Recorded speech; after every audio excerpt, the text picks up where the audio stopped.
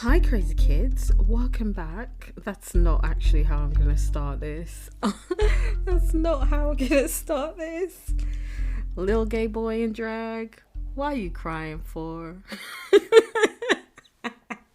Am I going to keep that in? Let's see. Hello, you saucy little minx. Welcome back to another episode of Marissa Unfiltered, a podcast with me, Marissa. We made it to episode 10. Oh my gosh, this is so exciting. I cannot believe it. We made it this far. I think it's actually supposed to be like episode 12, but I took 2 weeks off. A couple of weeks ago, I took a week off. And then last week, I took a week off. But who cares? Who's counting? Anyways, welcome to all of the new listeners.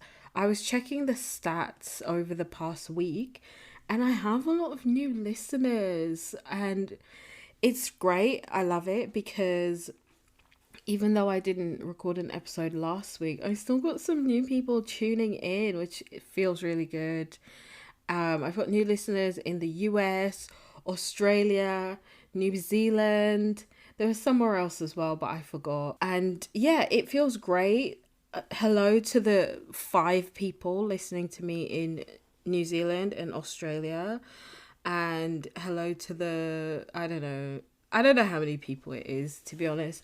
But I checked the Spotify stats and I was pleasantly surprised. So thank you to everyone who listens, and especially thank you to the people who come back, the repeat listeners, because you heard my voice and bad jokes and you said, yes, I want more of this. And for that, I say thank you. Thanks, babes. Anyways, let's do a quick mental health check-in. It's not going to be extensive because there's not a lot to report. In general, I'm okay, I guess. I'm okay. The weather is, the sunny days have me in a good mood. The heat has me very cranky because I just feel incredibly homicidal when it gets too hot. And I'm not gonna go into the whole, the houses aren't built for, like, whatever. I think people know by now, based off of what I'm seeing on social media. But when it gets really hot in the UK, it's really unbearable and I'm not sleeping well because of it, but whatever. And I think I've been a little bit anxious recently because, well, it feels like it's been for no reason, but I kind of know what the reason is. And the reason is basically because I feel like there's things that I should be achieving and there's things that I wanted to happen by this point. Like when I look over the course of the past year, there's certain things that I wanted to happen by now that haven't happened yet. And it's making me feel really anxious and a little bit disappointed. And I have to keep reminding myself to not rush things and to be patient. But it's so fucking hard sometimes to just like ground yourself and be like, it's okay, it's fine. Don't compare and don't compare yourself or your accomplishments to other people and all of that stuff. And the only reason why I'm mentioning this is because maybe there's someone else out there that's struggling with similar feelings, and like maybe I can remind you that it's normal to feel this way. And hopefully the other thing is, hopefully I can look back on this, in the coming months and years and be like, oh, okay, well done for being patient, or well done for not letting disappointment or anxiety consume you, because look where you are now. Like, hopefully I can say that. I feel like things are working, but not at the pace that I want them to work at. And that's kind of what's really annoying. But that's life, guys, I guess. That's life. Yeah, that's it. Mental health check-in done. I hope everyone's enjoying Pride Month. I hope everyone is enjoying the good weather. If you are experiencing good weather. I spoke to my sister recently and she was like, she basically is only engaging, she's not dealing with straight people in this month. And you know what, honestly, I get it. I get it. Anyways, let's talk about the news because a lot has been happening in the news this week. And I don't want to take too much time talking about the news, but some of these things I feel like I can go on for hours and hours on end. And like it kind of makes me want to do maybe something separate where I'm just talking about like what's going on in the news, but I don't have time for that right now. But yeah, a lot of has been happening in terms of like, I know literally I'm recording this on Thursday the 22nd. It's like 3:30, which is very late, but allow me. Um, Usually I record a lot earlier than this, but I've been sidetracked. And I'm sure like everybody else, I've been sidetracked by this whole missing submersible thing. But we're gonna get into that. We're gonna get there in a little bit, so bear with me, Hans. What and the other thing I'm gonna try to do as well is put in the show notes, or if this is gonna go up on YouTube, the point that you can skip to for the main story, so that if you don't want to hear me rambling on about what's going on in the news or TV shows or whatever, you can just skip to that point. I'm going to try to do that.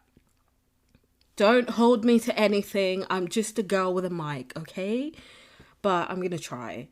So anyways, in the past week, we had the passing of Silvio Berlusconi, and the only fucking reason I'm bringing this up is because I hate the way the media does this thing, and I'm already getting on my fucking high horse. I need to chill out. I hate the way the media does this thing where when a horrible person dies, they sanitize that person's image and they make it about morality. Like, you're not allowed to criticize someone just because they've died. And especially when they're as horrible as this man. Like, if you don't know who Silvio Berlusconi is, he's the former or a former Italian prime minister, and in my opinion, one of the worst people to ever live.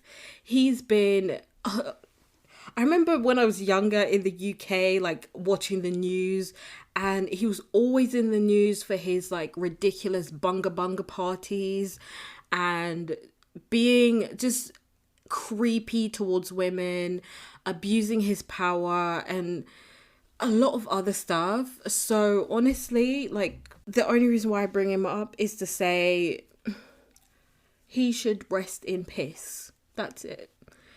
In other news, a boat carrying up to 750 migrants sank off the coast of Greece about a week ago, which isn't even the first time. And sorry if you can hear kids in the background. I'm recording this in my living room and the kids are literally coming out of school right now. And unfortunately, my neighbors have children. Ew, gross. But yeah. So back to what I was saying. So a boat sank off the coast of Greece, and the boat was carrying up to 750 migrants. A good percentage of them were Pakistani people. And yeah, the boat capsized, ended up sinking, and it's believed that up to 650 people, including children, passed away, drowned, because of this incident. And it just, again, as per usual, the British media are villainising and blaming the migrants for what happened. And it just seems like nobody is stopping, like, and when I say nobody, I don't mean the average person who, you know, is capable of compassion. I'm talking about these pundits that go on to these, and even the news anchors themselves. And I know there's this whole thing about, oh, the news anchor's just there to present the news. They're not there to like question what's going on. But at some point, like, nobody has stopped to question why so many people would cram themselves onto a vessel, float across the ocean in the hopes of a better life, because they don't know what is going to happen. They're leaving everything that they know behind in the hopes that something better is going to be wherever they land. And these people are just talking about these human beings as if they're just like NPCs, like they're not real people. And it's so sad. It's so sad, and it really enrages me. It's just like, these are people and they have lives, they have hopes and dreams and things that they want to achieve, and yeah, they don't even get the opportunity to do that because they're being dehumanized. And the other thing is that, again, it's the Greek Coast Guard are being accused. This isn't the first time that this has happened. I remember there was another capsizing that happened sometime during the Panini, and it was kind of a similar thing. The Greek Coast Guards were accused of just letting these people drown. And I just read recently that the Coast Guard was saying, oh, well, we tried to help them, but they were refusing help. I'm not being funny, but if somebody is like about to drown, I doubt that they would be in a position to refuse help. And there's also this policy in Europe. I don't know if it's an informal policy or if it's like written into law, of just like pushing these people out to sea, or like basically like send the boats back or send them back, where they basically like push them back out into like international waters, or push them out into someone else's maritime space so that it's someone else's problem. And another thing that I just read recently is that there was a German woman who was the captain on a ship who tried to rescue some of these people, and she's currently facing, or at risk of facing, prosecution by the Italian government because apparently saving people's lives is now a criminal act, even though it's a law at sea to save people if they are in dire straits like that. Like, regardless of who the person is, you know, what's happened to them, it is literally an age-old sea tradition to save people who are in need, people who are at risk of drowning. So, and let me go and get her name, because I don't want to just like say things and not have them be real or true, you know, because I'm not trying to be like some of these people out here. But her name, I think her name's Pia Klemp. Yeah, she tried to save people, and I shouldn't have done that tongue pop thing, I'm so sorry. But yeah, so she tried to save people, some of the migrants, and yeah, the Italian government are trying to, and she faces up to 20 years in prison for this, which is just insane. And so I think around 110 people made it, and there's who knows what hell they're in for now that they made it to land somewhere. I guess the Greek Coast Guards were like, well, okay, I guess I'll do my job and save these people. Yeah, I if I carry on, I'm gonna be quite crude. So let me just like wrap it up there and move on to the fucking submersible that is still missing as far as I can tell. Like, I haven't seen any updates on it since this morning when they were due to run out of air. And the thing is with them like the estimation of how much air they would have, that was just like a rough estimation. And literally everything that I've heard about this submersible thing, I'm just like, I've had my doubts on whether those people have like made it, survived this long. So if you don't know, it probably means that you're not on the internet that much. But basically on Sunday, a submersible device, vehicle thing, filled with 5 people, 2 of whom were billionaires.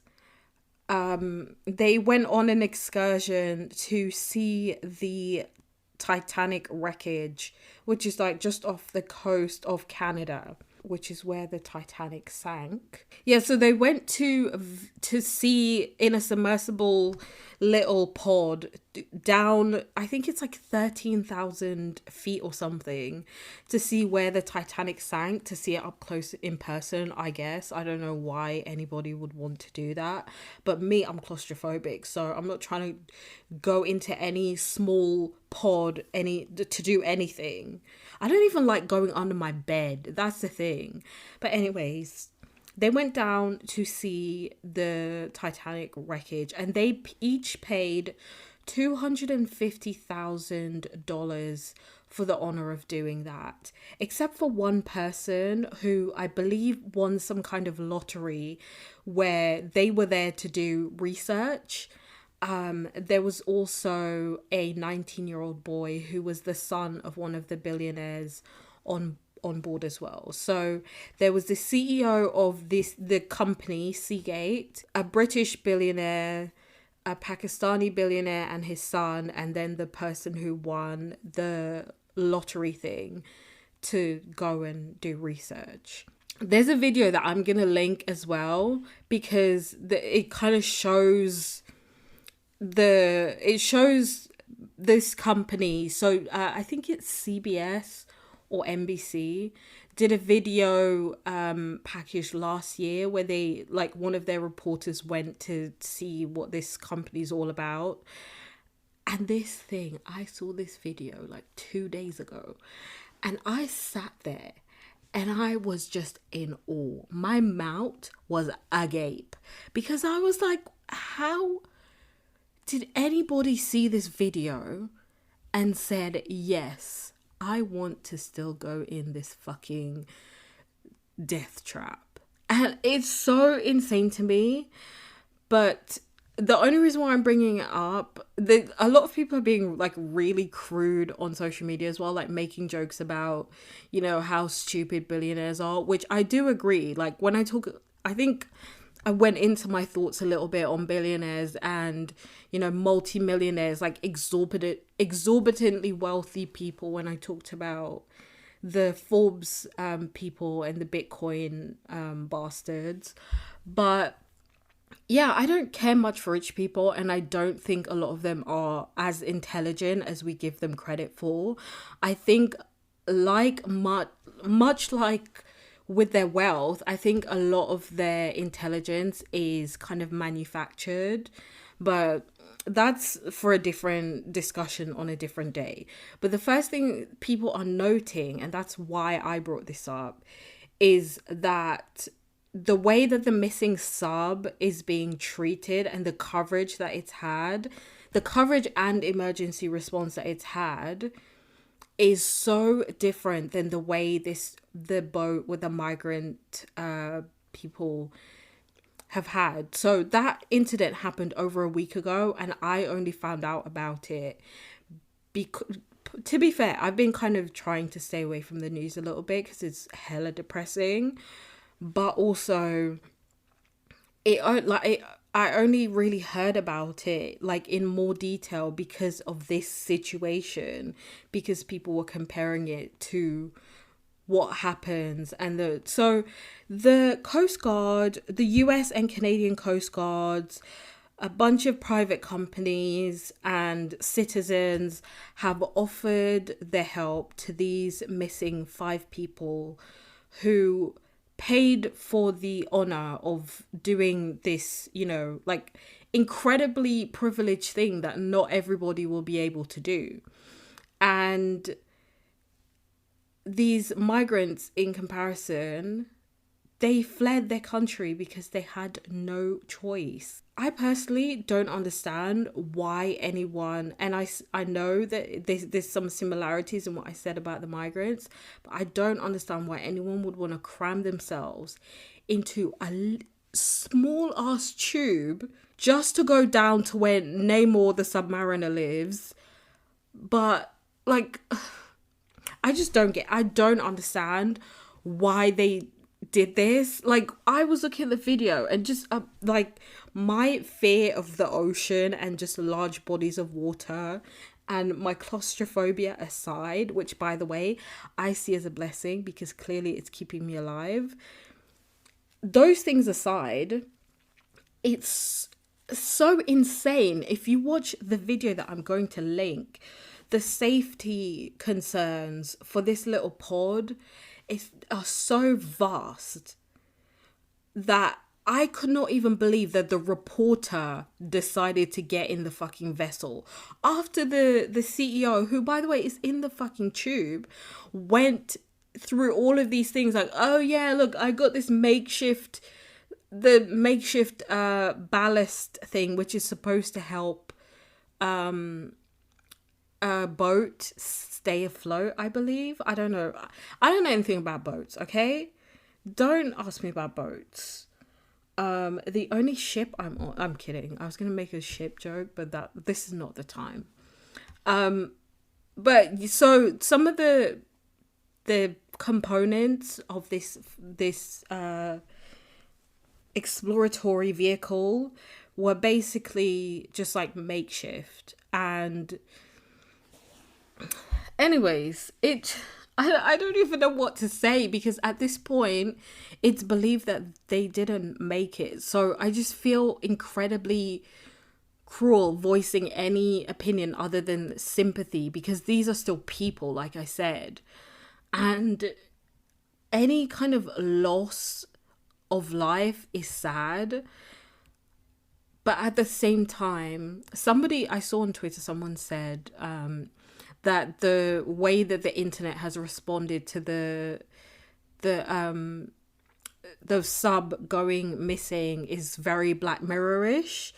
And I kind of get what they mean, but at the same time, I kind of understand why a lot of people are making light of the situation, especially because at first it was one billionaire on there, and then it turns out there was a second billionaire who allegedly is one of the richest people if not the richest person in Pakistan, which is the same country where all of those migrants that were on the boat are from.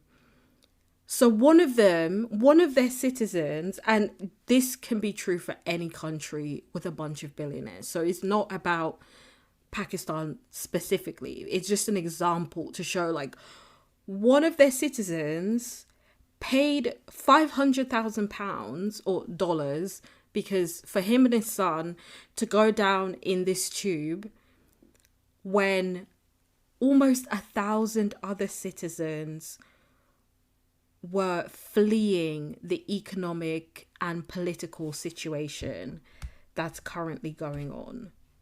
So it's very much insane, and I feel like we're at the point in the world right now where everything is just so crazy, and I don't think that you're going to get people to feel sympathy for billionaires, because a lot of people are waking up to the fact that the reason why things suck is because some of us, and not me because I'm broke as a joke, some of us are hoarding wealth while others of us are, in dire situations where we literally, some people are living paycheck to paycheck.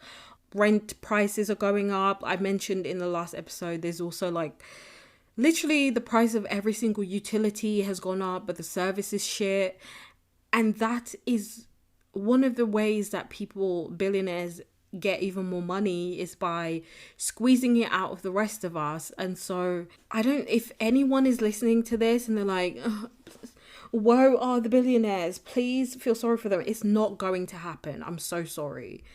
But at the same time, if they are lost at sea, I do feel bad for them, and I do feel bad for their families, but I definitely feel way worse for the migrants. I'm so sorry. I'm so sorry. But on a lighter note, JLo's getting dragged for posting a picture of Ben Affleck on Instagram. And do you know what? I wasn't going to do this story because I didn't want to look like a hater. But you know what? If JLo doesn't have any haters, that means that I'm dead, because I don't know why. There's something about her that I cannot stand. I think it goes back, if I can remember. I don't know. I don't know what it is. But I can't stand JLo. And so if she's getting dragged, I'm going to sit there with my popcorn waiting for it. But this picture of first of all, I also cannot stand Ben Affleck. There's loads of celebrities that I just cannot stand. And it's not a situation where I'm like, I can't stand them because they did something or because I know them personally or whatever. And I also know that me not liking JLo or me not being able to stand any of these people, it's not going to ruin their lives, because I don't go on the internet and bash them and, you know, leave them negative comments and all of that stuff. If I don't like someone, I usually just don't engage with anything to do with them.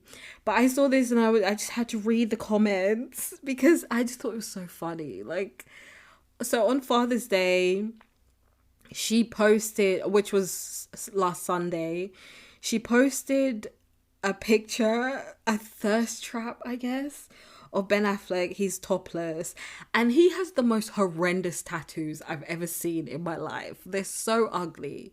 But that's just me.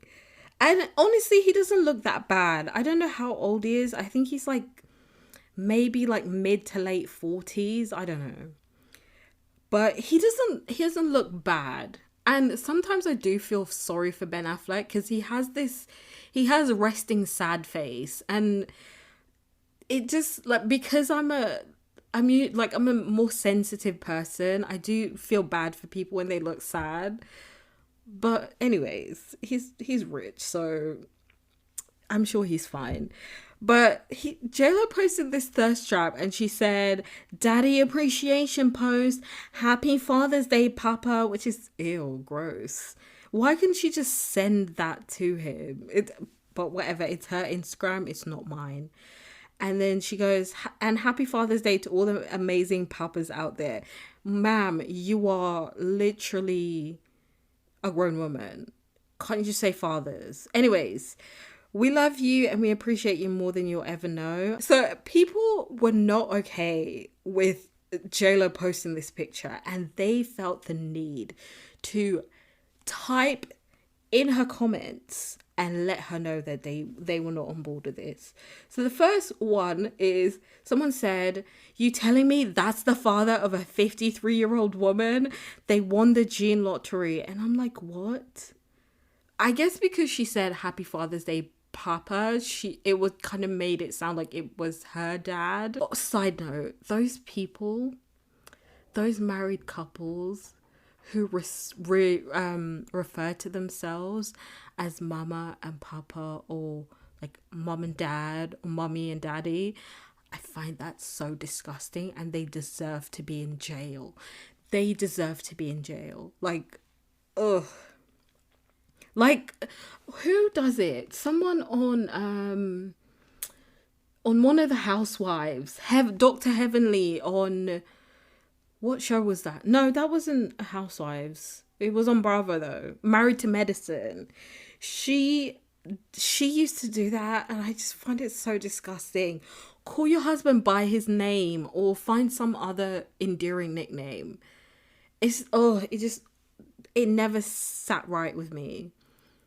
It's just gross. Anyways, someone else said, Why would you post a shower pic of your husband?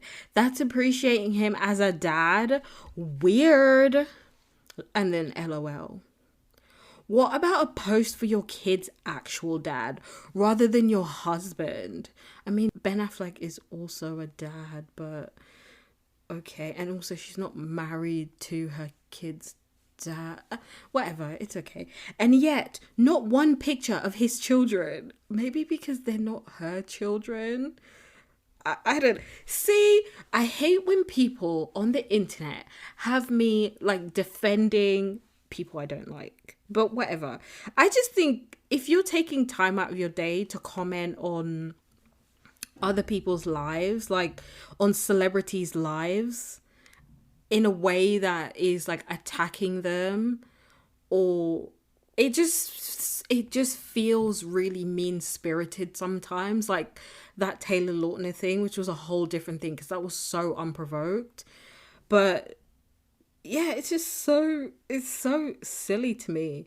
And this one guy goes, yo, I'm gonna tell you one time, don't respect Mark Anthony, you heard?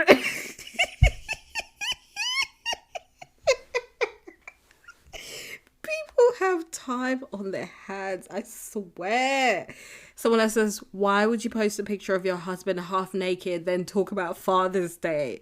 I think that's the only thing. Like, I just find it weird when celebrities post thirst traps. But anyways, yeah, good luck to JLo and her husband, I guess.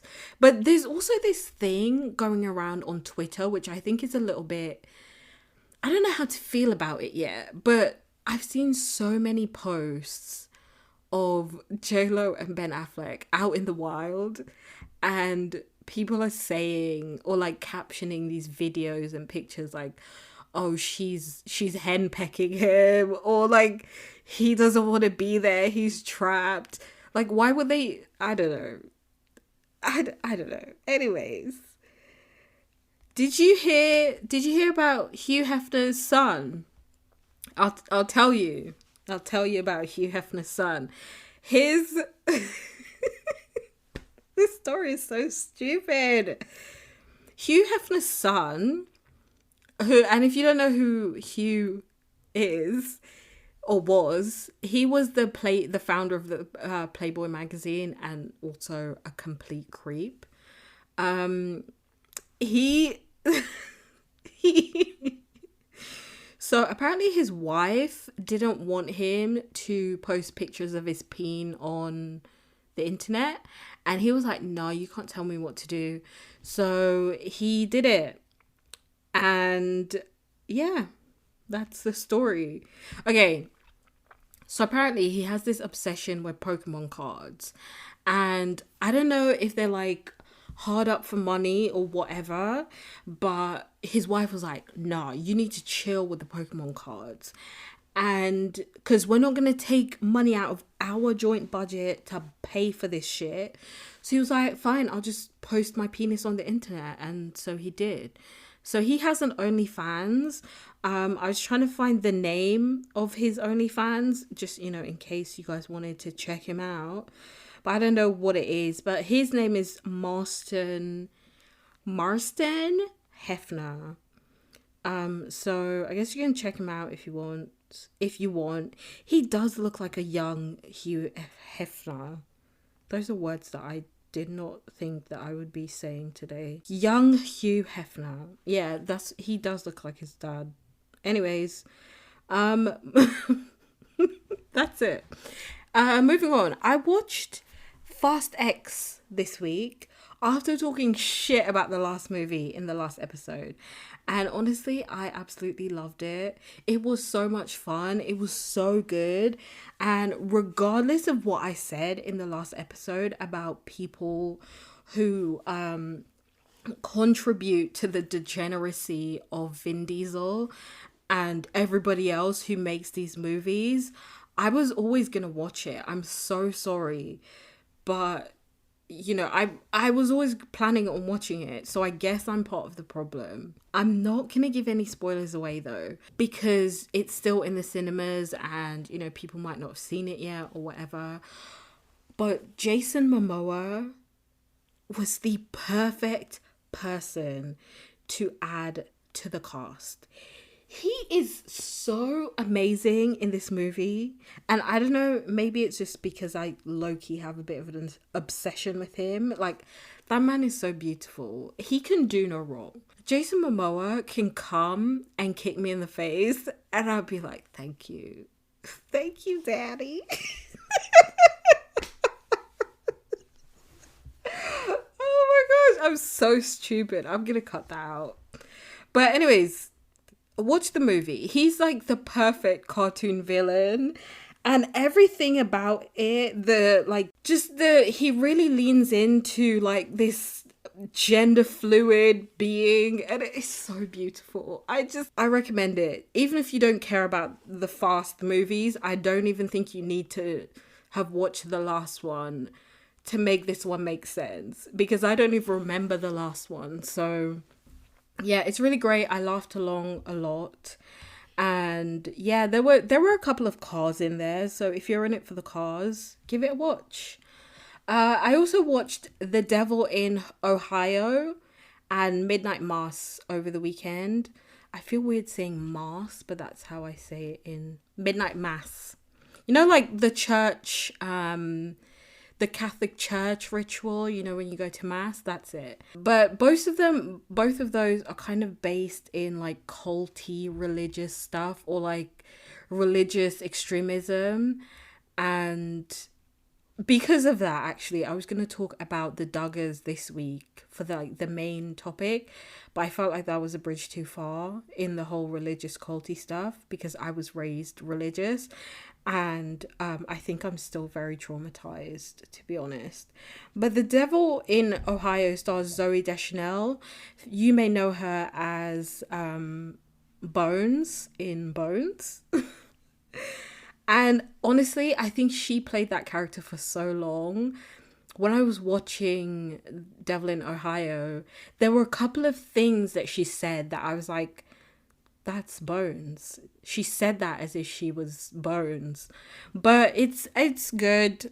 I recommend it. I enjoyed it. It kind of, I guess my only criticism is that it was kind of marketed as like a psychological thriller, when it was very much like kind of a teen drama, and not so heavy on the like devil stuff. It was spooky at times, which, to be honest, I think it was the perfect amount of spooky for me, because I'm a massive scaredy cat and I don't like anything to be like all those haunting shows and all of that. I cannot watch them. That's not for me. And also Midnight Mass was a fucking trip, bitch. Like, I couldn't even watch that shit at night because of the jump scares and I'm gonna spoil this one a little bit because it's been out for like 2 years, but not too much, I guess. There's a creature of sorts in there. Oh my gosh, the jump scares, it's like, even when you know it's coming, it still creeps up on you. And I watched this like 4 days ago, and I still think about it. When I'm going to brush my teeth at night, I don't even look out the window because I'm like, fuck, what if? And there's a massive tree outside my window, so when it moves, I get really scared. But I just don't have the stomach for these things.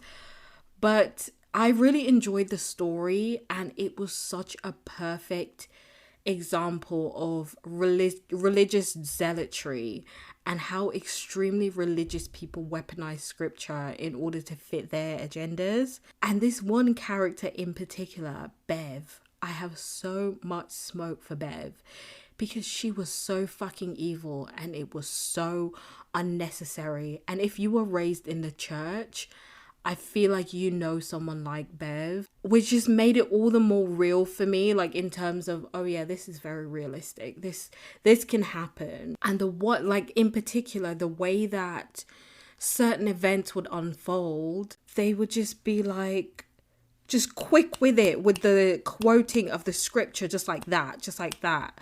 Something just otherworldly happens. They're like, in the Bible, do you remember that one scripture about da-da-da-da to explain this thing that is clearly like nonsensical. And I was just like, wow, this is such a good example of what happens a lot in real life, even if it's contradictory.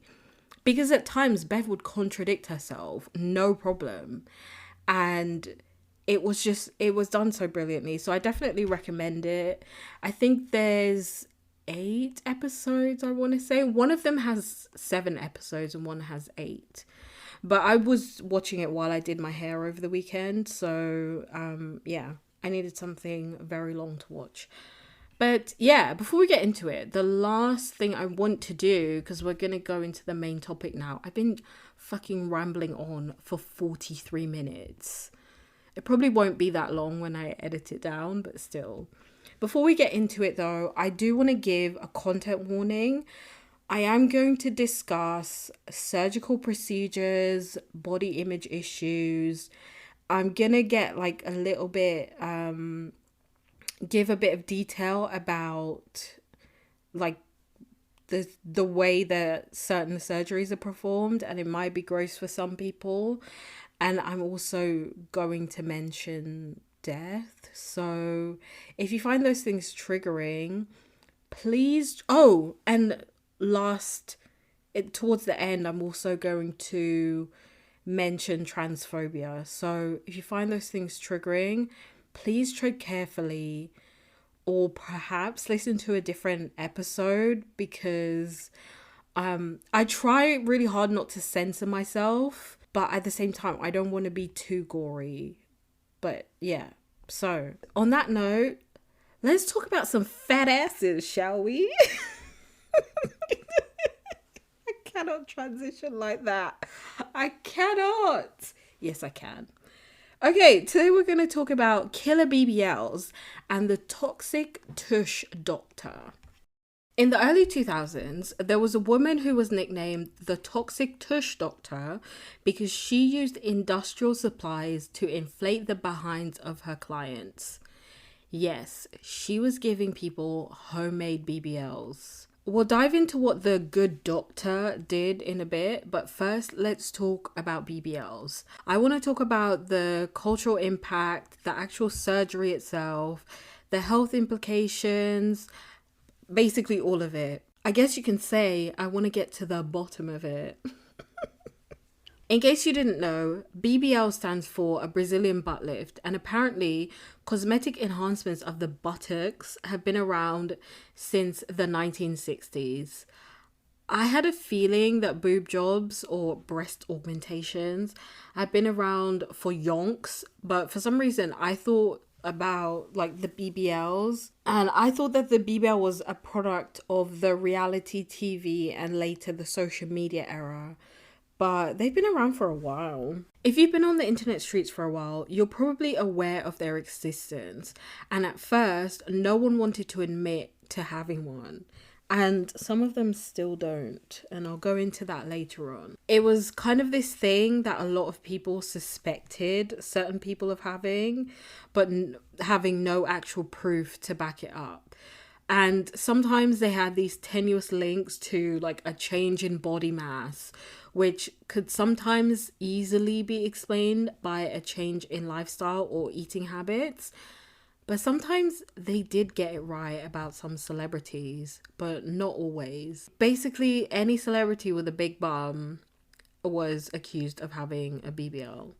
I guess maybe J-Lo and Beyonce were like one of the few that weren't accused, but that's because they've like always had a big butt. Don't get me wrong, some BBLs are really fucking obvious though, and I'm sure we're all currently thinking of a certain famous people who have had them done. An obvious marker of someone having a BBL can include very skinny legs and thighs, contrasted by a massive round butt that is disproportionate with the rest of their bodies, hips being out of sync with the thighs, perfectly rounded asses that look like semicircles.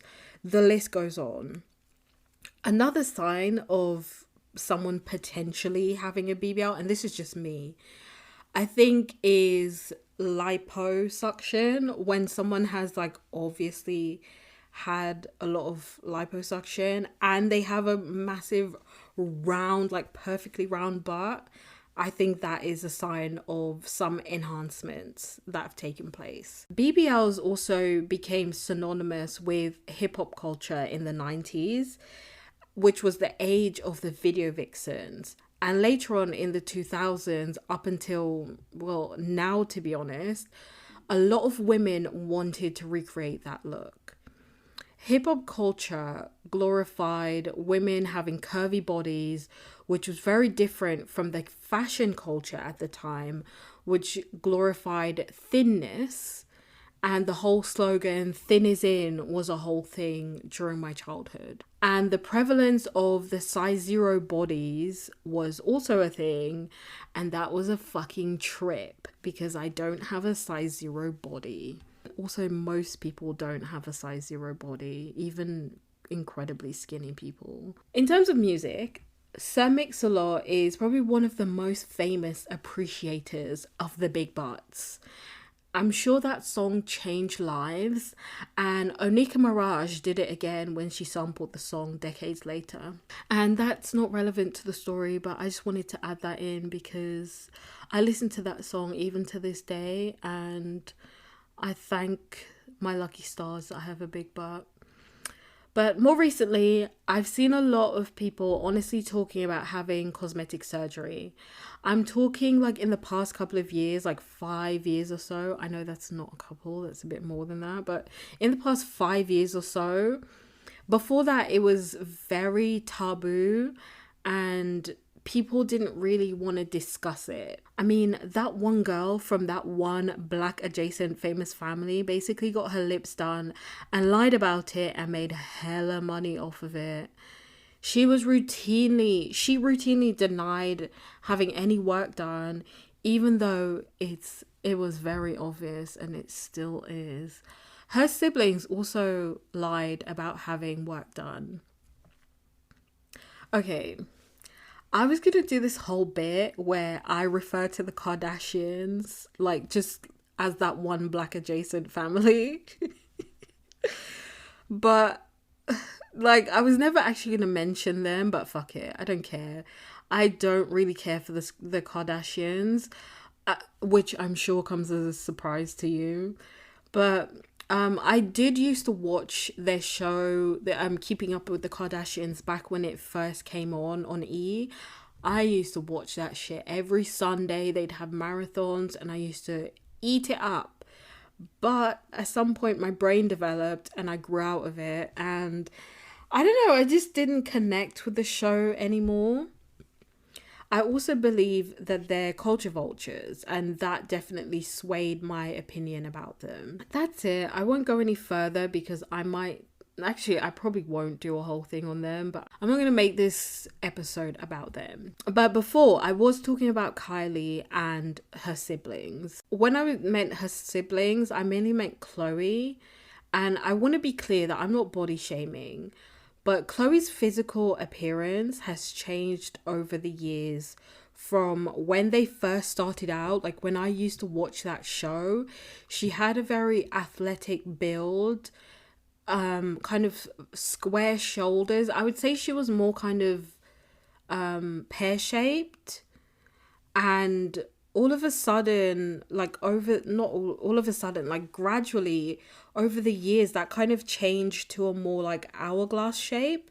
And that is not physically possible without human intervention. And by that, I mean surgery. There's no way for that to be linked back to exercise like Khloe claims. Your body type, meaning your skeletal structure, doesn't just change to become more curvier from just exercising. And any doctor will tell you that. The reason why I have an issue with this, and this is the only time you'll find me criticizing people who get cosmetic work done, is when they misrepresent what they've done and end up gaslighting the rest of us who can tell that it's not true. And on top of that, when young girls idolize this caricature of themselves, that they've created while preaching a message of healthy eating and exercise and body positivity and love yourself, when we know that no matter what and no matter how much these people exercise, they're not going to grow a bigger butt or become more curvy. And just as I'm saying that, I didn't even include this in my notes because I didn't remember at the time.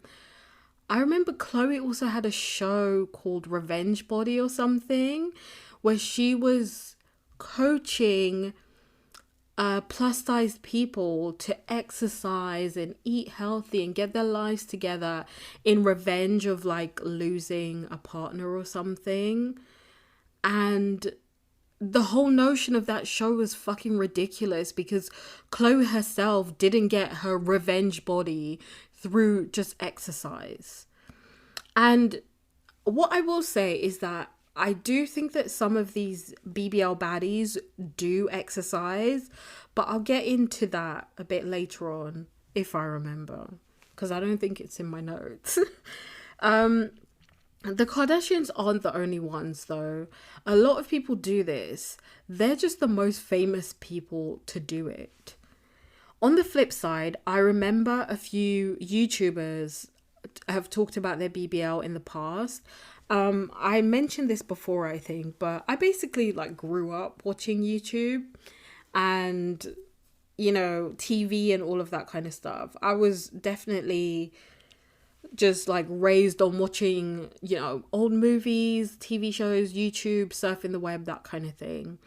And I remember years ago watching a YouTuber that I followed at the time vlog about her experiences getting a BBL. And she went through the whole process. She lived somewhere up north. She went down to Florida to get the work done, and she showed even the procedure, I think she showed a little bit of, and the after effects, the healing, the recovery, everything. And I remembered appreciating her being honest about the ups and downs, including all of the pain that she experienced and the fact that she couldn't do anything for herself because, and I'll go into it when I talk about the actual procedure itself, but it is extensive work. It's not like a boob job where sometimes you can go back to work the next day. I've seen boob job videos like that, and even those ones I question, but this is way more intense than that. And now that I'm thinking about it, I think Tammy Roman of Basketball Wives fame also chronicled her journey of getting a BBL on the show. And she was like laid up in either some apartment, a rented apartment, or a hotel room somewhere, all by herself, because she was in so much pain. She couldn't stand up. She couldn't do anything for herself. But she really wanted a big butt. So, you know, she went through with that whole thing.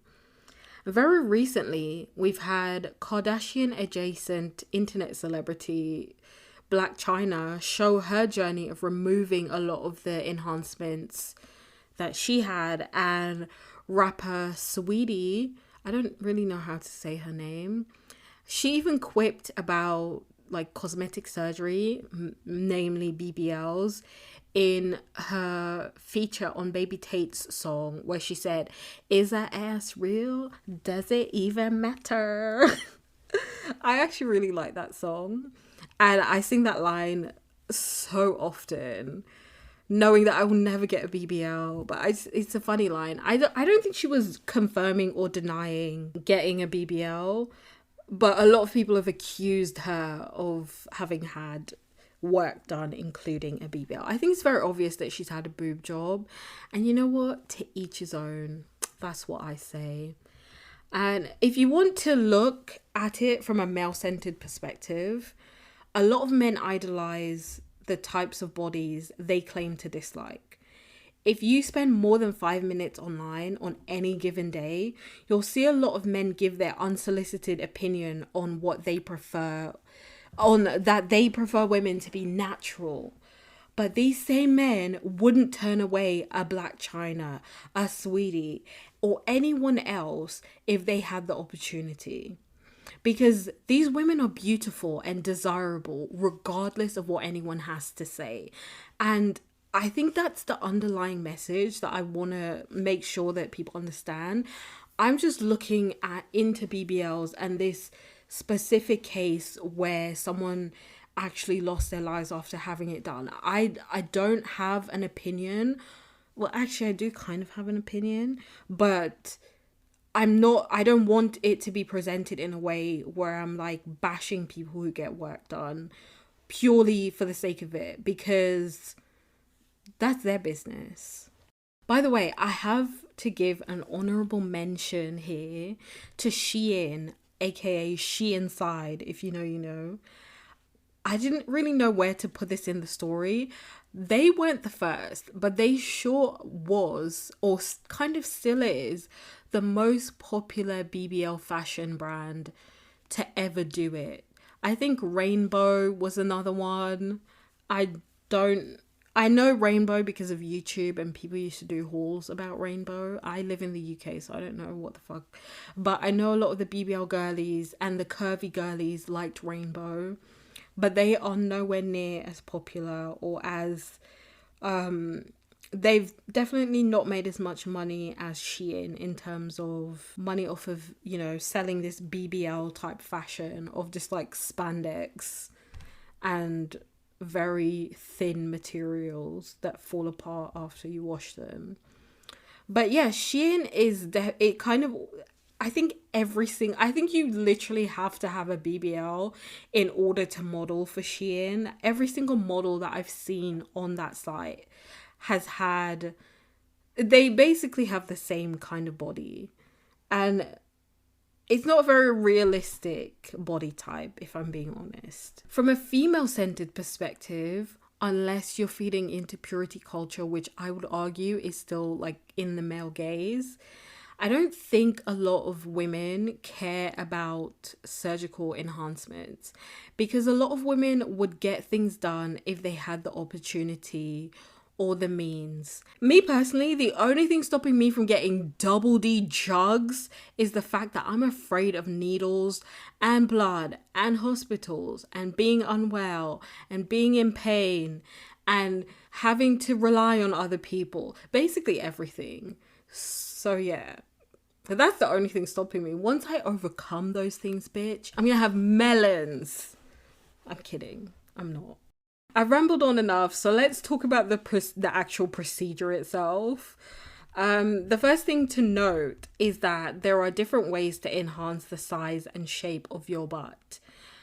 Well, you could do squats if you want to, but babes, I'm here to tell you, just doing a couple of squats is not going to help. It's not going to give you this effect that a lot of these people have. So if they're telling you to do squats or to do deadlifts or to do this or do not listen to them.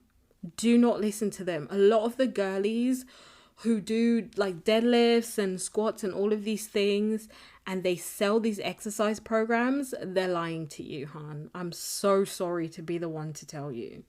There are different procedures that people colloquially refer to as a BBL. Some of the others include arse shots. Well, it's basically mainly arse shots and breast implants. And arse shots is basically silicone or collagen that's being injected directly into the butt cheeks for a fuller look. But it's important to note that the FDA has not approved silicone for use as a way to enhance the shape or size of your body parts. And according to the FDA, which I'll link this article, silicone injections can lead to long-term pain, infections, and serious injuries such as scarring and permanent disfigurement, embolism, which is the blockage of a blood vessel, stroke, and even death. So do not inject silicone into your body. It doesn't matter if it's medical grade or whatever. If silicone from a breast implant leaks into your body, it could be very dangerous. And that's medical grade. So don't do that. I couldn't find anything from the NHS specifically about silicone injections. So yeah, soz. During a quick search on YouTube, there are clinics in the US that offer collagen injections. And I watched a few of these videos and it seems like the effect isn't really that noticeable and it dissolves after a while. Plus, if you want a big butt, you'll need a lot more than what most clinics would be able to offer. So this one video, it's a woman who already had a nice bum to begin with. But she had some cellulite, I think. And they had the tiniest little syringe. And they're injecting collagen into her butt. And the difference was not noticeable, in my opinion. And I was just like, why are you doing that? Because the way they were like rummaging around in there with that needle was so disgusting. I was like, you're going to be in pain. You're going to be bruised after this. And the dimples are still there, love. Like, and I say this as cellulite is natural. I have cellulite. And I'm fine with it. I'm revealing so much about myself in this episode. And I don't know how to feel about that. But anyways, there are butt implants as well.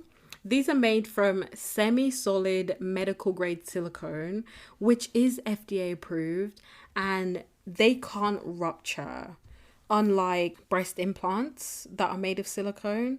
So with breast implants that are made of silicone, it's like an outer sac that's made of silicone, I believe, and then it's like liquid silicone inside the sac, and it's like sealed. And those can rupture and leak and burst. But with a butt implant, it's literally like a very solid or semi-solid, like they said, chunk of silicone in your bum. And I saw a plastic surgery website describe the silicone as being kind of like a gummy bear consistency. So there's no liquid inside to leak out.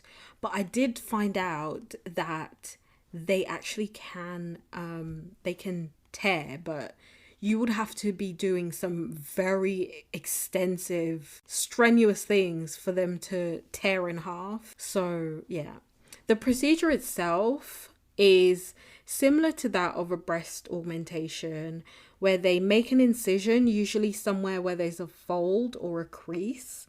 So they do it in your bum crack, and they insert the implants. So they make a small, like couple inches incision and insert the implants through that incision, and they usually place it either between or under the muscle, and then they sew up the incision, and the scarring is supposed to be minimal and all of that. But I guess you can't sit down on your bum for a while, so yeah, think about that before you get this surgery done.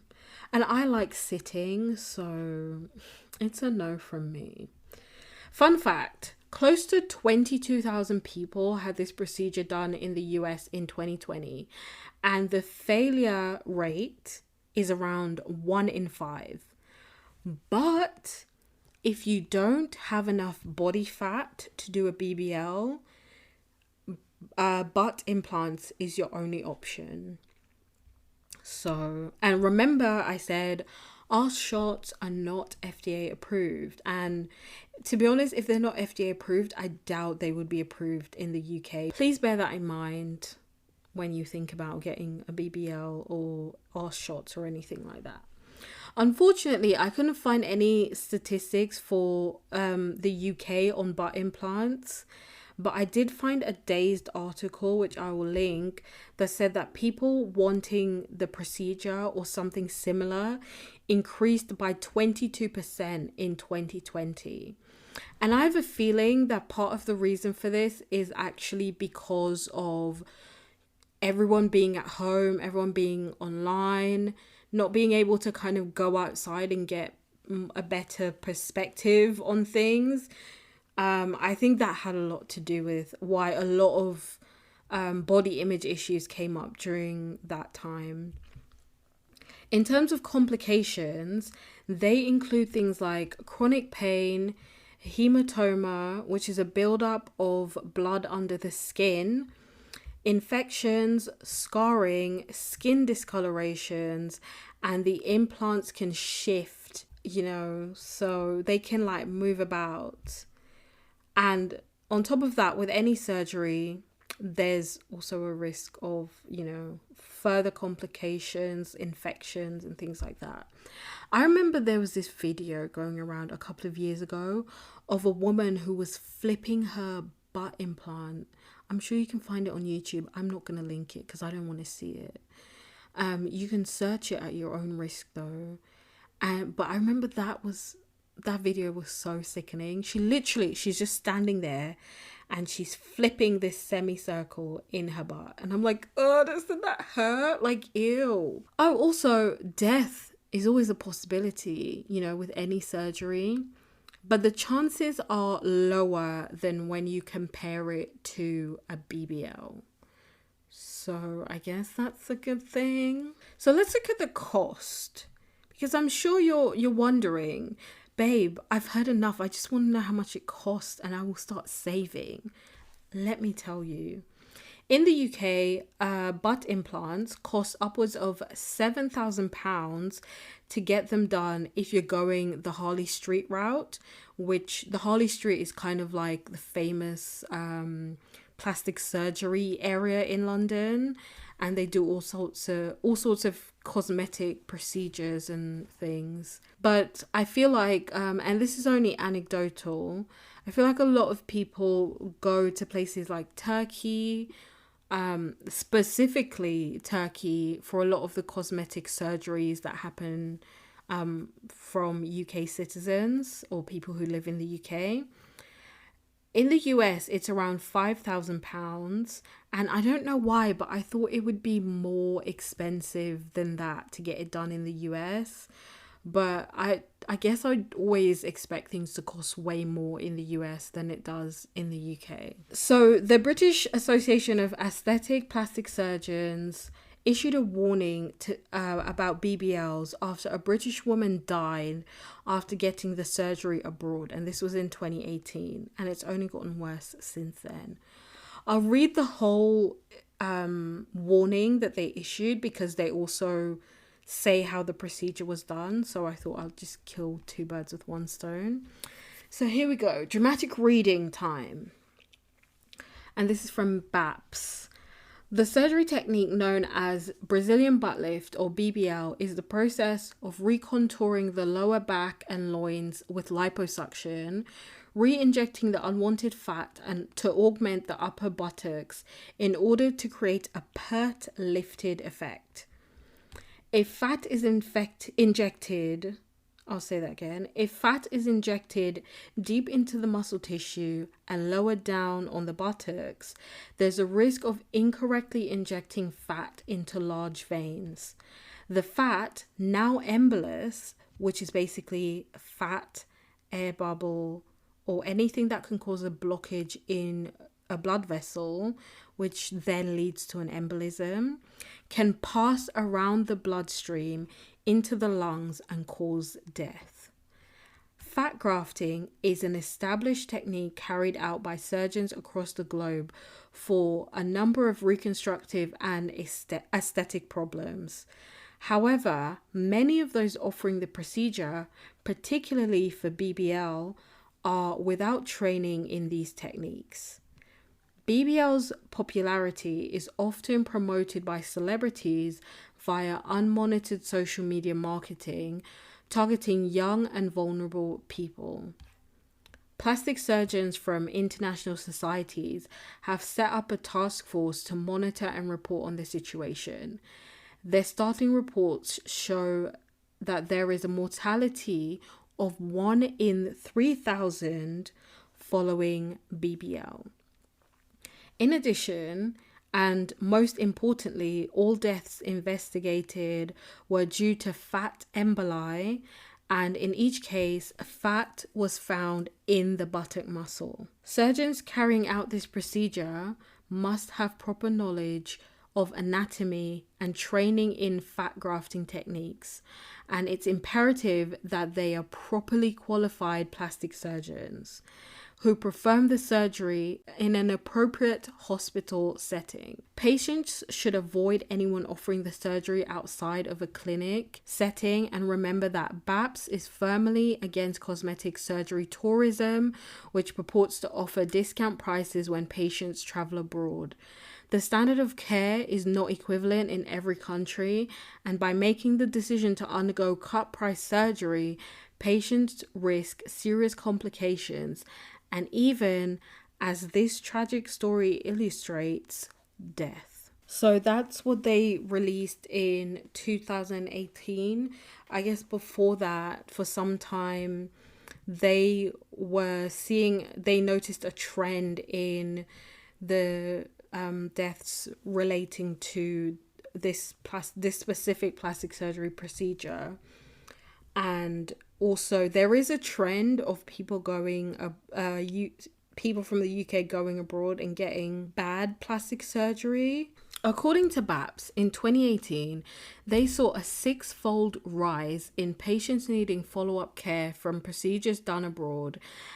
And all but one of those cases they found was deemed major because of both the cost to fix it and the level of urgency to fix the issue and save the patient. That's crazy to me. Like, out of all the people they saw in the time that they were monitoring this, only one person was fine. And there was a 6-fold uptick in these cases. That is so crazy. Babes, when I tell you I wasn't ready for some of these complications, they include things like severe bacterial infections, tissue necrosis, wound ruptures, abscesses, and necrotizing fasciitis, which haunts me. Just the thought of that haunts me. Oh, and the death from embolisms, among other things, like I mentioned. Like BAPS mentioned in their press release. And by the way, the other things, a lot of people have had like underlying health conditions that they did not disclose or they weren't aware of, and they died as a result of those not being known when they underwent the surgery. So yes, the costs are similar to that of butt implants, starting around £7,000 in the UK, and it's a little bit more pricey in the US. So it's between £8,000 and £10,000. Like, that's the starter price for BBLs in the US. But Turkey, which is a popular destination for Brits, is around €4,000 to get it done. And I'm now realizing that I should have done currency conversions for all of these prices so that they could be better compared. And I sincerely apologize for that. The price and the opportunity for a holiday are the most common reasons as to why British people opt for places like Turkey and Spain for cosmetic surgeries. In America, I believe a lot of people go to the Dominican Republic and Colombia for similar reasons. You'll notice that so far I focused on above board procedures because I wanted to give an idea of how things are supposed to be. And even with board certified plastic surgeons, that's usually how they are. And those are the risks that can happen when you have this done above board. Things can still go wrong even if you have, the best doctor in the world. For example, along with all of the complications I mentioned, the body can reject implants or not heal properly with these surgeries, which then leads to people needing to seek medical attention to get the issue fixed. Even with things like necrotizing fasciitis, extensive medical treatment is needed before you even start to think about reconstruction. And then the reconstruction can take years, cost thousands to fix, and may even cause mental health and self-esteem issues. Plus, in a lot of cases, I will say probably the majority, if not all of them, necrotizing fasciitis will cause disfigurements. And if you don't know what that is, it's flesh-eating bacteria. So I'm terrified of that. When these surgeries are being marketed to usually young people whose bodies are still developing, these things aren't mentioned. What we see on the internet is usually the end result of successful cases. And when it comes to celebrities, most of them have the money and the social capital to get the best doctors to carry out their procedures. And they can easily fix any issues if they do occur. I'm not sure where to put this exactly, but I saw a documentary earlier this week from Al Jazeera where they were talking about plastic surgeries, specifically the BBL. And there was this one woman whose friend literally passed away the week before she was supposed to get the same procedure done. And she still went ahead with it. And so they did this whole thing. They're talking about the woman who passed away. She was a mother of 3. And, you know, she had self-esteem issues. That's why she did it. And her friend is there, like, in disbelief that she passed away. And then she was like, yeah, but I'm still going to do mine. I already paid for it. And I'm not going to get a refund. And I just thought that was really sad. I'll link the video in the show notes because it also shows how even board certified surgeons can be dangerous as fuck, and how some of them even sue the government to allow them to continue disregarding patients' safety. It's so crazy. In recent years, people like K. Michelle, who by the way has an incredible voice, and Black China have spoken out about removing their implants and injectables in favor of a more natural look. Both have cited health reasons as to why they decided to make the change. Still, there are loads of celebrities and influencers who continue to lie while pushing things like healthy eating and exercise as the reason for them having a desirable figure that was different than the figure that they had before. There was nothing wrong with the figure they had before. Just recently, an influencer by the name of Ari the Dawn, I don't know who she is, but for some reason she's been on my timeline. Well, I know why she's been on my timeline. She's been getting thoroughly roasted for lying about having a BBL, all while trying to sell people an exercise course, claiming that to be the reason for her body being the way it is. So she has, you know, big boobs, toned arms, a very slim torso, big butt, you know, kind of legs that don't really match the thighs and everything else. And she's selling this exercise course for a ridiculous amount of money when you really think of what she's selling you. And a lot of people were not okay with it. So a lot of people were commenting that, you know, babes, you had a BBL done. How are you telling people to buy your exercise course where you're telling them how to grow a butt? You cannot grow a butt, by the way. Like, I just need to put it out there. And I try not to rant on these things because I feel like I just sound like a crazy person. But you can't grow your bum. I don't care who fucking says it. You can't squat into having a big butt. It's not going to be as big and as shapely as, you know, these people have. What these people are purporting and what is physically possible are two very different things. Yes, so she's fighting for her life at the moment as we speak because people are dragging the shit out of her. And to be honest, I feel like it's kind of deserved. She also displays signs of having had liposuction at the very least. And to me, if you're selling an exercise course and you've had lipo, is that really ethical? I don't know. Sometimes people don't have the money to get certain procedures done, but they still want to have the look. I mentioned places like Turkey, the DR, Colombia, as places people often visit for plastic surgery tourism. And like the BAP said, they're like, no to plastic surgery tourism. Me, I don't feel the same way. I think that people, at the end of the day, research whatever it is that you're going to do. Look into it, look into court cases that could possibly be involved and all of that kind of stuff. But there's a risk with every single thing in life. So I'm not gonna go as far as to say that you should just like stop plastic surgery tourism altogether.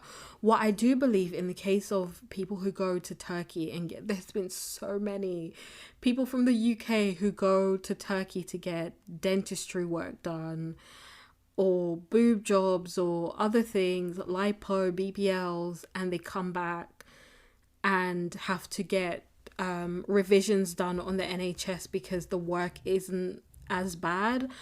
I think in a lot of those cases, people didn't really vet the clinics or the medical places that they were going to. They ignored a lot of signs that were right in front of them. And, they got what they paid for in a lot of the cases. And I don't want to sound victim blaming when I say that. But I do think in some of these cases, the need for the change in your body outweighed anything else for a lot of these people.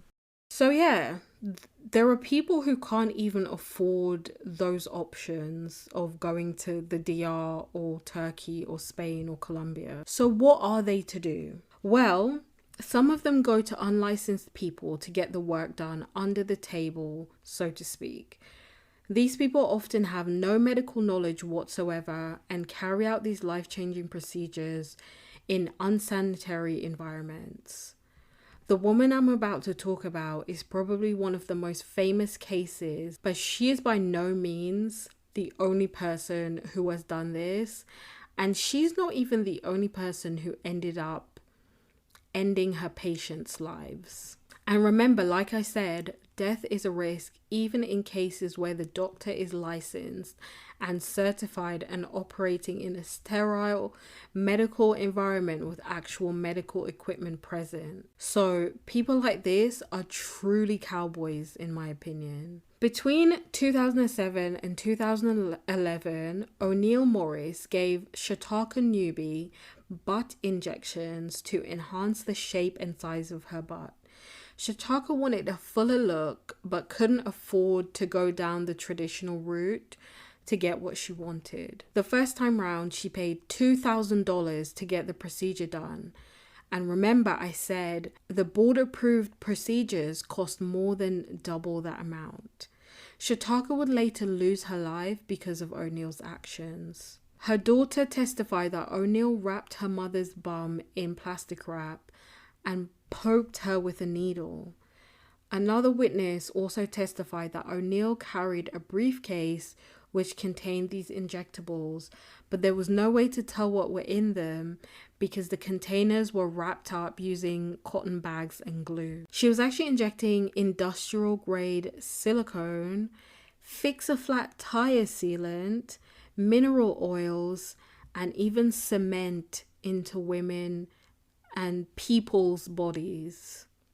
Because some of her clients were actually trans. O'Neill didn't have a medical degree or expertise at all, but carried around a stethoscope and wore medical style gowns to give off the impression that she was a doctor or at least some kind of medical professional.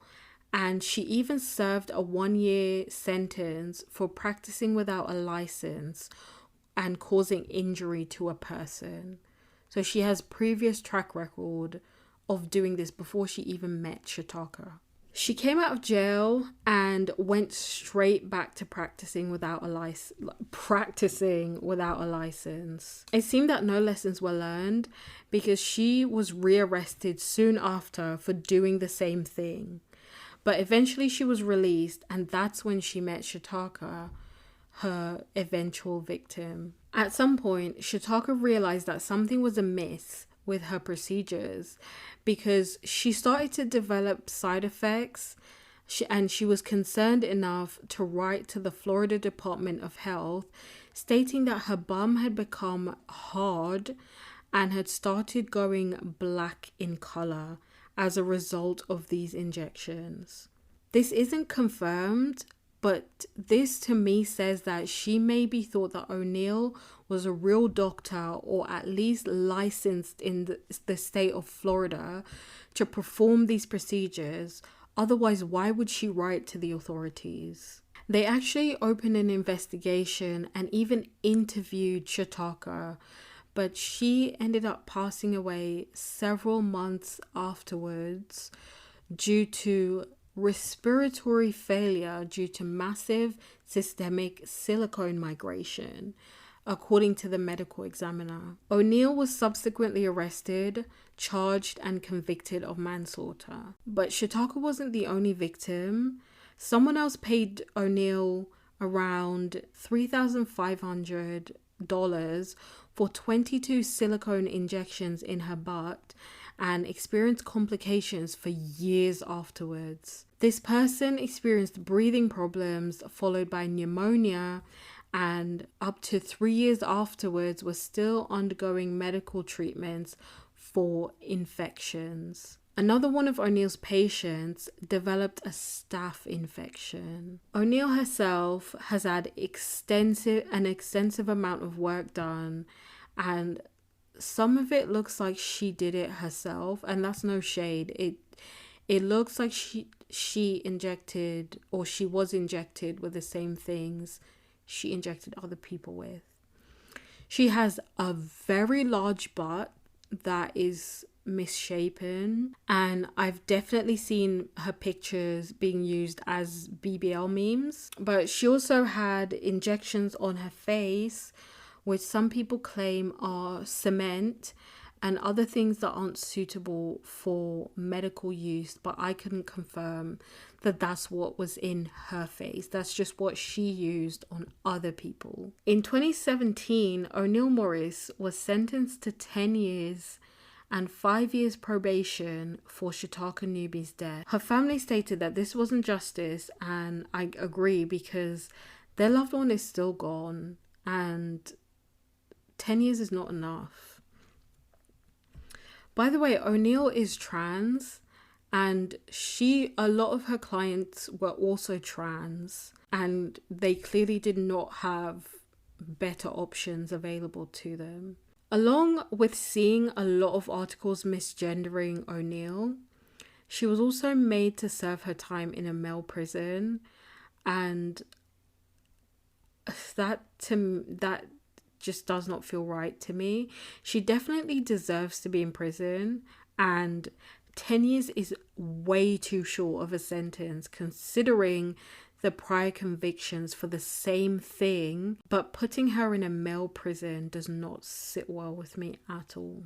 And I just wanted to mention that because if you Google O'Neill, most of the articles that you will find are misgendering her, and then the state of Florida then misgendered her.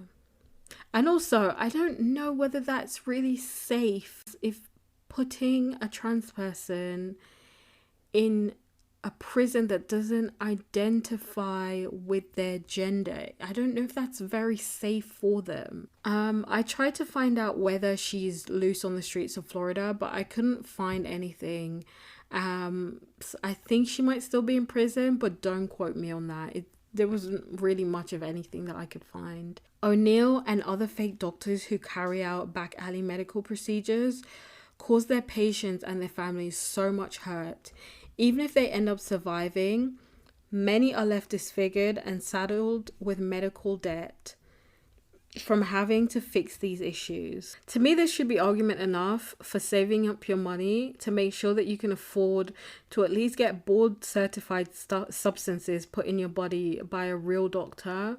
At the least, if something goes wrong, you can sue them or settle or make sure they never work again. In cases of the BBL though, it doesn't even matter if you go to a board certified plastic surgeon, because even they, the reputable ones, are saying don't get the procedure done because of how dangerous it is and how easy it is for something to go wrong. I didn't even mention him previously, but people like Dr. Miami, who's on TikTok doing dances and influencing young girls to get plastic surgery enhancements, is one of the most popular doctors in the world for doing BBLs, while his peers are saying don't do it at any cost.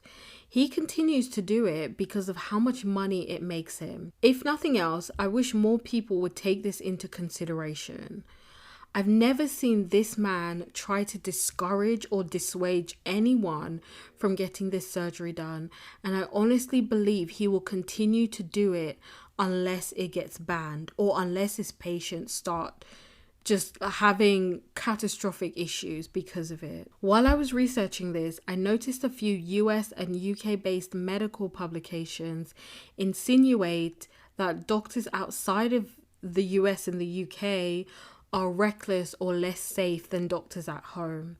Even in the BAPS quote, they said that. But negligent doctors exist everywhere. And unfortunately, as long as we continue to live in this capitalist hellscape where profit is the main priority, safety will always fall by the wayside. Another thing I've seen a lot is this whole love yourself messaging. I've seen a lot of people comment and trivialize the feelings of people who risk everything to get certain surgeries done, as if simply telling someone to love themselves is going to cure them of deep-rooted body dysmorphia and negative self-image. Oftentimes, the people willing to look past the red flags are incredibly vulnerable, and if presented with someone telling them that they can fix their issue or give them the body they desire, they'd be willing to take the leap, especially if it involved gender affirming care. I'm all for people doing whatever the fuck they want to their bodies because it's theirs, not mine.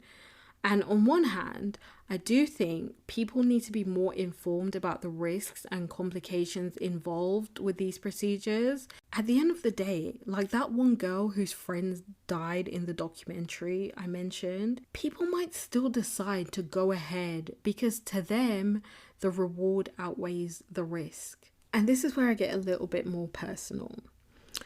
So at one point in my life, I really wanted to get a boob job, because I felt like my boobs were too small.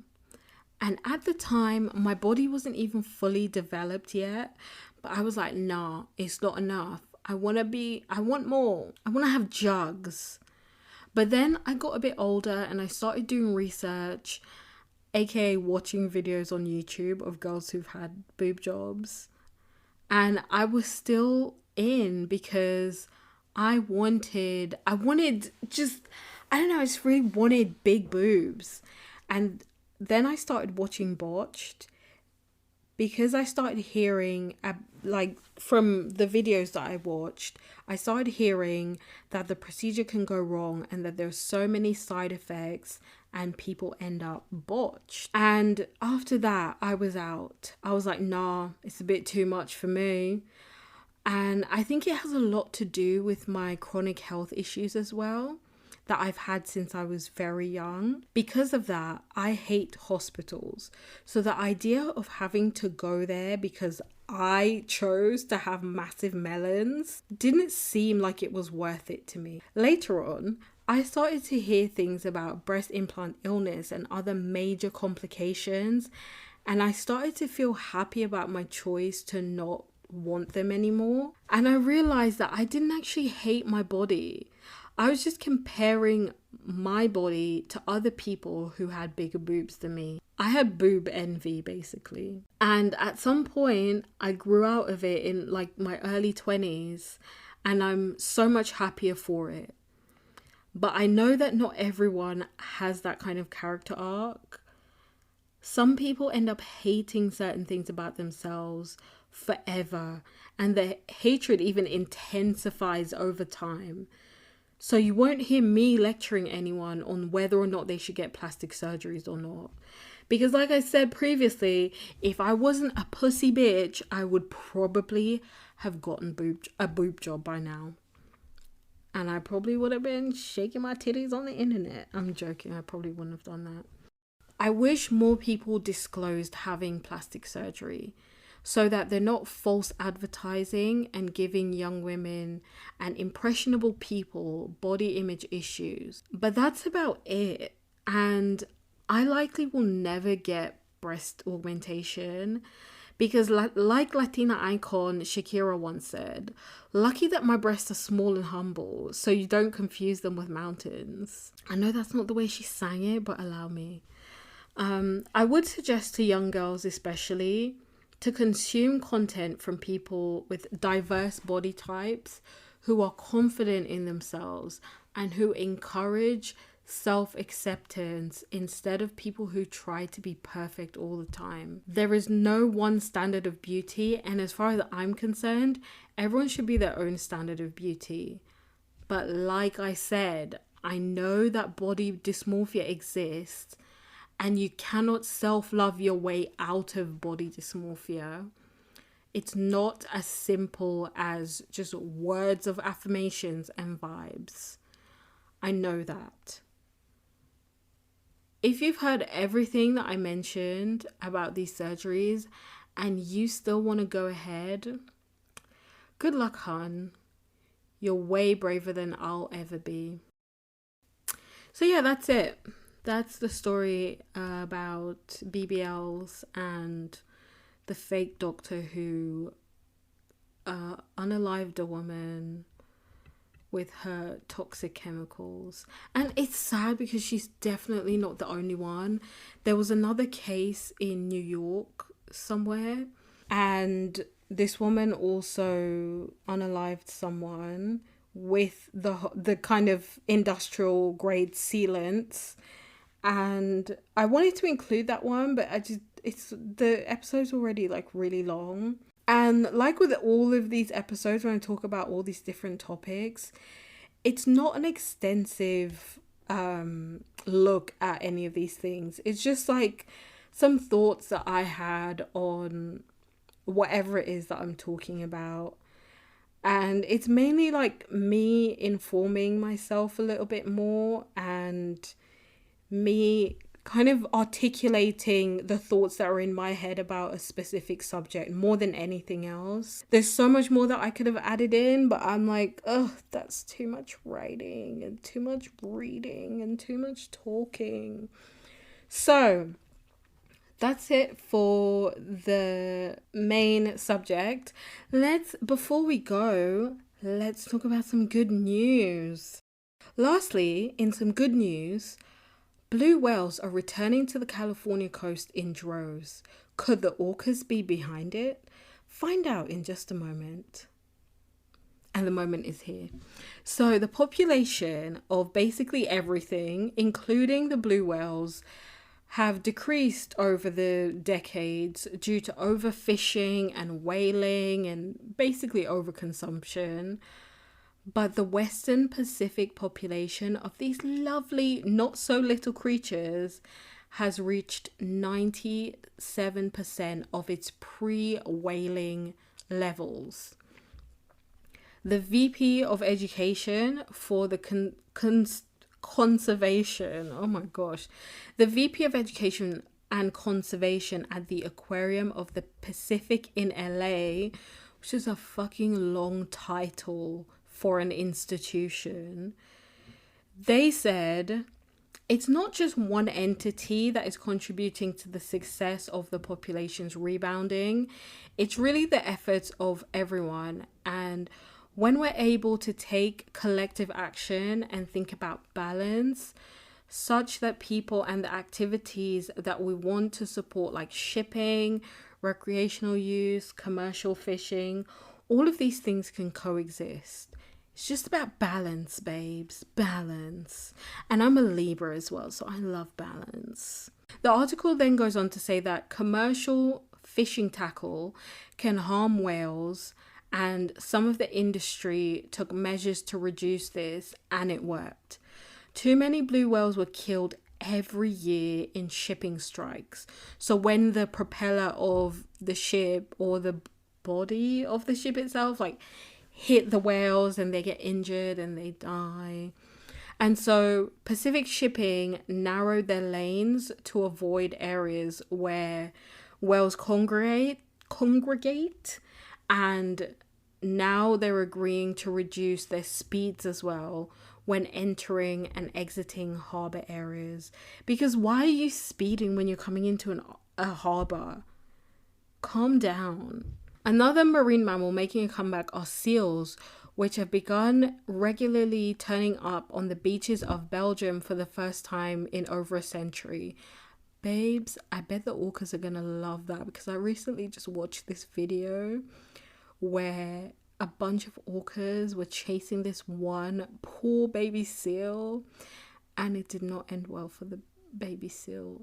So, grey seals and other harbour seals turn up on the beach to rest and feed their pups, during which time they are protected from overly excited Belgians by a volunteer force called the North SEAL Team.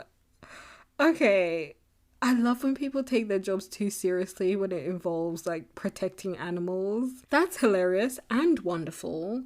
And big up to the whales in it. Like, big up to my whales brothers and sisters. You're doing great. You're doing great, sweetie. As always, I'll link the full article. That's an article from the Good News Network, and I'll link it in the show notes. The only reason why I wanted to mention this story in particular, there were so many other good news stories, but I wanted to mention that one because of the orcas. They're doing big things in the world right now, and I think we all need to support them by any means necessary. I want them to win so bad, even if it means the destruction of human beings, because I feel like they've suffered enough. They've suffered enough. Also, I think they're really cute. There's something about orcas that, like, they look like they're always smiling, but also the PR that they have.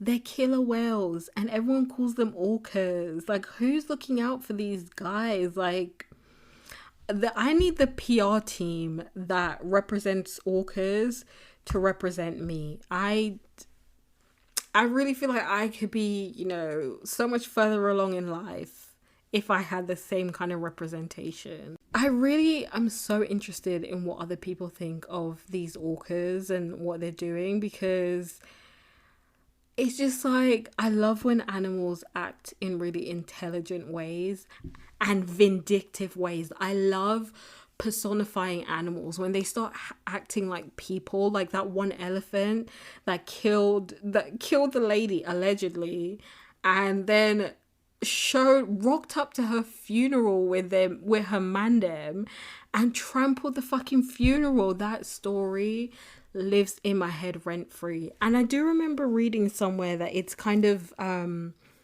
it's unfounded whether or not that whole thing happened. But I just love the idea of vengeful animals, because I think they deserve it, especially the orcas. And I'm not a scientist, I'm not a marine biologist, but I wonder if the reason why they're doing all of this is because the temperature in the oceans are rising, and that's kind of causing them to act out in ways that they probably wouldn't normally act out. And they're like, these fucking boats are always around. And also the overfishing thing as well. I wonder if that's why they're doing it. They're like, oh, I've had enough. I've bloody had enough. It's kind of like Attack on Titans a little bit. I love it. Anyways, that's it for this week. Thank you for tuning in, babes. Like I said at the top of the show, thank you to all the new listeners. I hope that more people tune in, share this with your friends, your partners, your neighbors, your kids. Maybe not your kids, actually, because I swear a lot. My nephew actually he asked me if he could listen, and I was like, oh, maybe not, bud, because I do swear quite a bit. Sorry, it's not for kids. But I don't want to censor myself. That's why the show is titled what it is. I want to say whatever the fuck I want to say. But yeah, share it with everybody that you know and love. Thank you as always for tuning in. And don't forget to go outside, drink some water, support the orcas, and crush the enemy, which is basically anyone the orcas deem to be the enemy. Bye.